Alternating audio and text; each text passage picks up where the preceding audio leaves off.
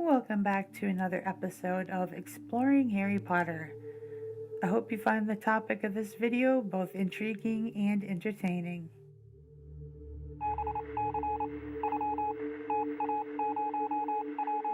Andromeda Black Tonks was an English pureblood witch and part of the pureblood supremacy believing Black family, the middle daughter of Cygnus and Druella Black.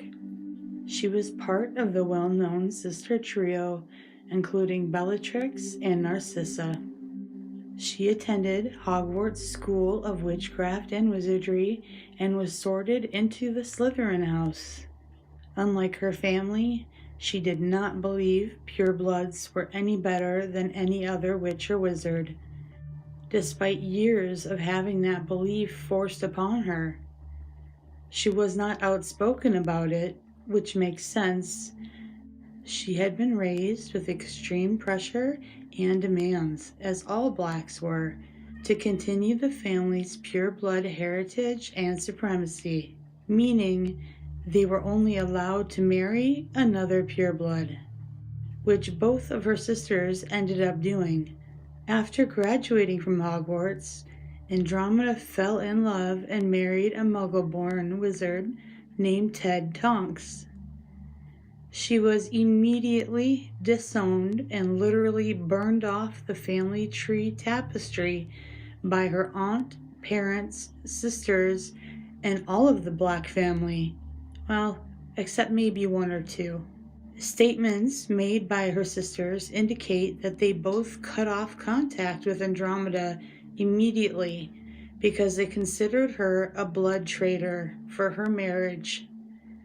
Andromeda never looked back.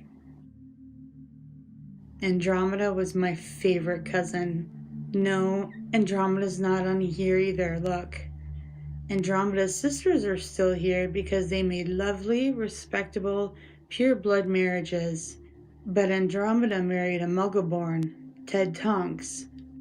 Sirius Black to Harry Potter. She got pregnant and gave birth to a girl she named Nymphadora Tonks. Their daughter later became an Auror, tutored by the great and quite unorthodox Alistair Moody, taking up fighting against what included her Black family members believed. But Nymphadora wasn't the only one. During the Second Wizarding War, Andromeda and her husband Ted were allies of the Order of the Phoenix, which their daughter was also a member of. Nymphadora married the werewolf Remus Lupin, a fellow Order of the Phoenix member, and had a son, Edward Remus Lupin. Andromeda and Ted welcomed Remus Lupin, despite his blood status and being a werewolf. She embraced him into her family. She is no niece of ours, my lord. We, Narcissa and I, have never set eyes on our sister since she married the mudblood. Her brat has nothing to do with either of us, nor any beast she marries. Bellatrix to Lord Voldemort about the marriage of Nymphadora and Remus. It is assumed that Andromeda is very talented in the defense against the dark arts, and she proved her loyalty to the Order of the Phoenix when she was tortured by a Death Eater in her own home and did not reveal anything of importance regarding Harry or the Order, and she did so without losing her sanity. Andromeda lost all of her Black family relatives when she married Ted Tonks, except for maybe Sirius, but that was nothing compared to what would come. During the height of the war, Andromeda's husband was murdered by Snatchers. Both Nymphadora and Remus were killed at the Battle of Hogwarts by Andromeda's own sister, the sadist Bellatrix Lestrange. At least Bellatrix finally met her death when Molly Weasley killed her in battle. But nothing ever replaces loved ones lost. Despite losing everyone in her family, enduring that pain every day, she still stood strong in her equal rights beliefs. Andromeda raised her grandson with the help of his godfather Harry Potter, who understood growing up without parents who were murdered to stop Lord Voldemort. While that is a deep connection they share, it's still not the same as his mom and dad, and Harry would know that too. But he was a constant presence in Edward's life, as were others. Andromeda is an example of a strong and tough woman, staying true to what she knew was right. She suffered more losses than most people, but kept going and raised her grandson to believe, as his mother and father did, equality and acceptance of everyone.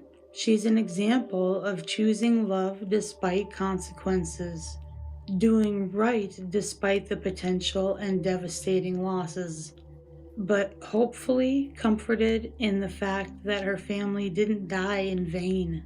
The Tonks and Lupins had died heroes. They helped usher in a new era, free from the evil of Lord Voldemort and his prejudiced mandates, free from Death Eaters and his other followers. Andromeda is truly a shining example that being a Slytherin doesn't have to mean believing in pure blood supremacy, that you can live free without judging others, that even Slytherins can be good, do good, help change the world for the better despite the risks. Is this all real? Or is it just happening inside my head? Of course it's happening inside your head, Harry. Why should that mean that it's not real? Thank you guys so much for watching this video. I truly appreciate it. If you liked what you saw, you can subscribe and most importantly, hit the notification bell so you won't miss an upload.